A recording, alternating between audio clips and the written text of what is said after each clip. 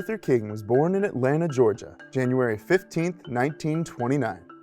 He was the son of the late Reverend Martin Luther King Sr. and Alberta Williams King. King had a promising life, and it started at a young age. He finished high school when he was only 15 and went on to Morehouse College in Atlanta, Georgia.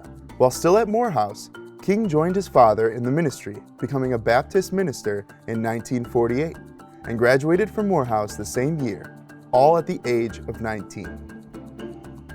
He would study under his father at Ebenezer Baptist. There he honed his craft and his delivery that would later become the voice of a movement and the call of the disenfranchised and unjustly treated in America and around the world.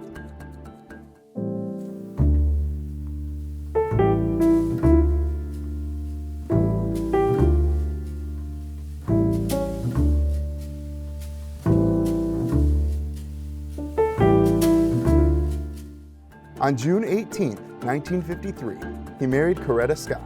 She would become the mother of his children, his companion, and eventually the First Lady of the Civil Rights Movement. In 1954, King was called as pastor for Dexter Baptist Church in Montgomery, Alabama.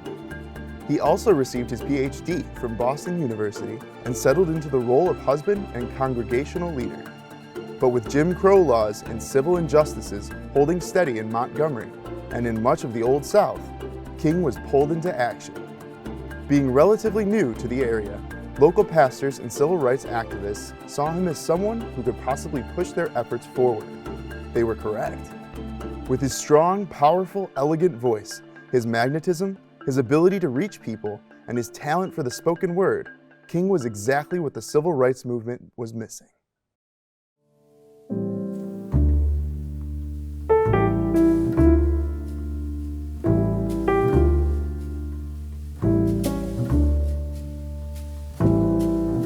The movement pushed forward with protests and rallies, with King as its spokesman and leader. And on August 28, 1963, King led the March on Washington, where he delivered his most famous speech to a crowd of almost 250,000 at the nation's capital. Sons of former slaves and the sons of former slave owners will be able to sit down together at the table of brotherhood. I have a dream that one day,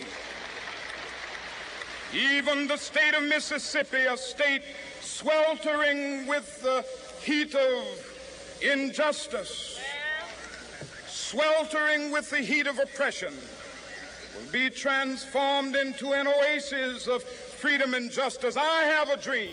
His persistence, power, popularity, and the growing force of the unenfranchised became a threat to those who would keep Black Americans and other oppressed minorities underfoot.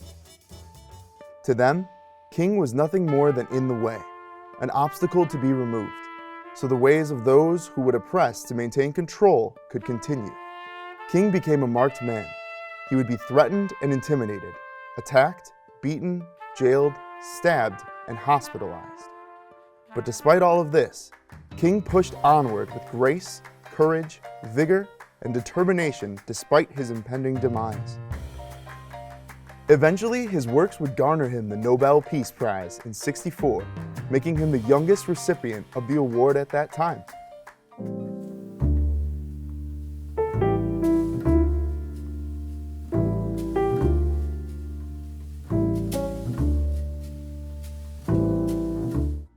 On March 7, 1965, the SCLC and SNNC civil rights groups, led by John Lewis and other group leaders, gathered and marched from Selma to Montgomery, Alabama, in protest of the murder of civil rights activist Jimmy Lee Jackson by an Alabama state trooper earlier that year.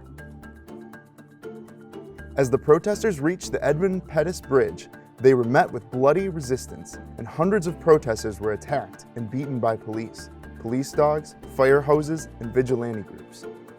This attack would eventually result in the deaths of 3 protesters and become known as Bloody Sunday. On March 21, 1965, weeks after the infamous Bloody Sunday March, King led thousands on another 50-mile march from Selma to Montgomery.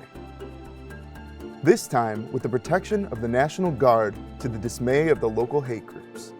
These marches, the efforts of King, and the countless number of other civil rights groups and protesters forced the government's hand into finally making civil rights acts and the Voting Bill of 1965 a reality.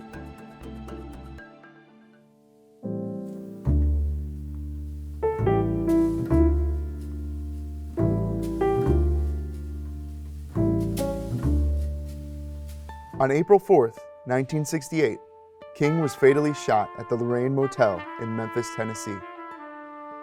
As with any assassin, his murderer thought nothing of him as a father, a husband, a son, or peacemaker, let alone a human. Whether the assassin acted alone or was in league with others, King's loss weighs heavily on millions worldwide to this day. From 1957 till his assassination, King traveled over 6 million miles and spoke over 2,500 times, appearing wherever there was injustice. He led many protests, wrote 5 books, several articles, and was, and still is, renowned worldwide as the symbolic leader of African Americans